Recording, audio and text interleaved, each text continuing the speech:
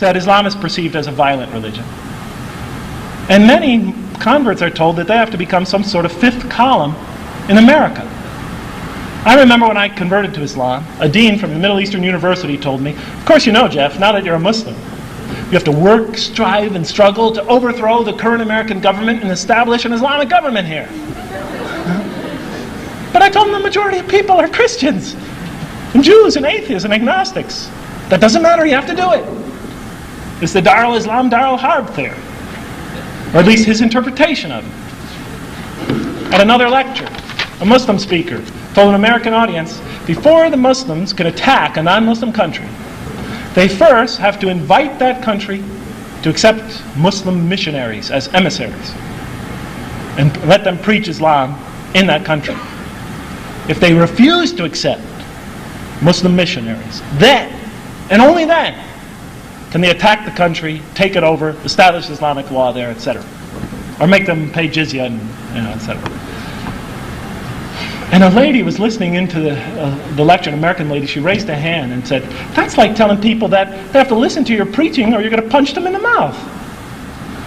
It should not be forgotten, brothers and sisters, that before the Quran permitted the believers to emigrate to Medina and retaliate against their brutal oppressors, Prophet Muhammad, peace be upon him, and his companions had exhausted all possible peaceable means of persuading the Quraysh to grant the Muslims the freedom to practice and preach their religion. And they endured terrible persecution for many years. It seems that a few of the Muslims residing in the West advocate or dream of bypassing that lesson set by the Prophet, peace be upon him, and his early companions, and want to go right to violence. You got to struggle and strive and overthrow this and establish an Islamic government. Why?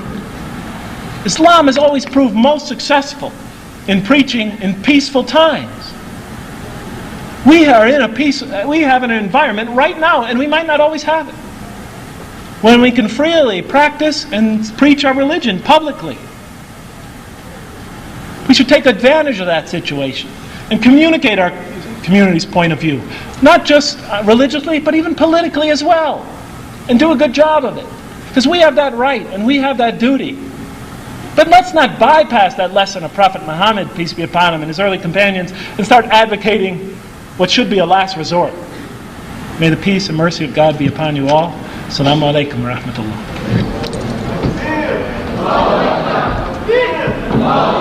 Takbir. Jazakallah khair, Brother Jeffrey Lang, on this very eye-opening lecture. Okay, what is the city that the Maya office is located in? I want the exact city on the address. Asma. No, I want the city on the address. Okay, who said? Raise your hand. Say it. Shawnee, Mission, Kansas. Come up here, you get the pen.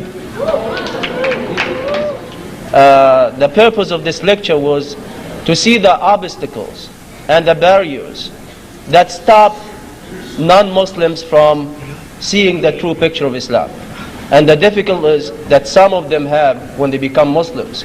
So I want you to keep that in mind. Too many times American Muslims come to me, people that are very liberal-minded, sort of to one extreme. They come to me and say, Jeffrey, can't we start our own masjid?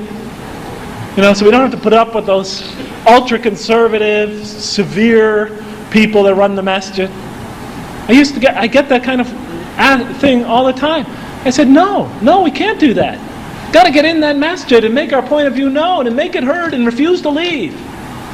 And don't let people browbeat you and intimidate you. State your case.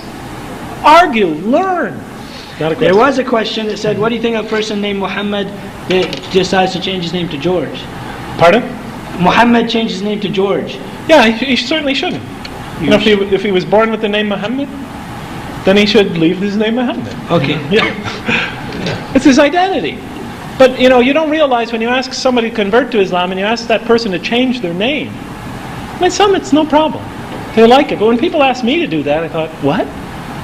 I mean, I just became a Muslim 3 days ago, and you guys are trying to get me to memorize. I said this in the masjid. You guys are trying to get me to memorize 30 or 40 expressions. I don't even know what they mean. MashaAllah, Jazakallah khair, etc., etc., etc. I'm saying words, I don't know what I mean. You guys are teaching me dua, and I didn't even know what that word meant a week ago. And you're teaching me them in Arabic and telling me you can't tell me what they mean in English because you'll lose the meaning and they're only effective in Arabic. And now you're giving me a new name and asking me to change the way I dress. I mean, I was in a very conservative community. I said, I don't want to change who I am. You know, I don't need to take on a new identity. I want to be a Muslim. I want Jeffrey Lang to be a Muslim. I want to be a Muslim as Jeffrey Lang. I have spoken against many of the same injustices that you spoke about which are committed against women in Islam. But when I do, I'm always labeled as a Western feminist, in quotes. What do you have to say about this? How should I respond? Many potential converts to Islam are Western feminists, male and female. The majority of people that come from the West and convert to Islam are liberals. I would just like to add one thing to what Brother Lang said. And I am a convert and also female. So what he is saying, I have been subjected to 95% of that. And so it is true. And even though it may seem amusing now, it is really something that we need to think about. And as far as the sisters are concerned, it is true. You do need to get up and get going. But please don't do it under this feminist wannabes, because right. Islam does give you the rights that, you know, that we have as women. Assalamu alaikum. I was wondering, do you think that all the barriers between us, the Muslims, and the non-Muslims are put up by the Muslims? No, I don't. But I think that, you know, because a lot of times an American will come to the Muslim community and he'll, for a while, suspend his prejudices against Islam. He'll be willing to say, maybe I'm wrong, and I need to hear it from the people. And then he walks in, and he sees and observes some of the things that I mentioned tonight, and he goes away more convinced than ever.